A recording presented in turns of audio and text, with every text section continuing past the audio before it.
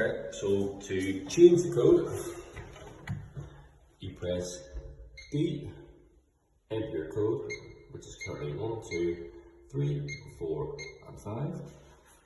This is where you can set time and date, operate outputs, omit inputs,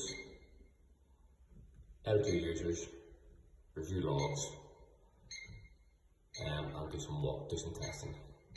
So we will go back to edit users. So yes, no, you do not want to add a new user. So we want to delete change user.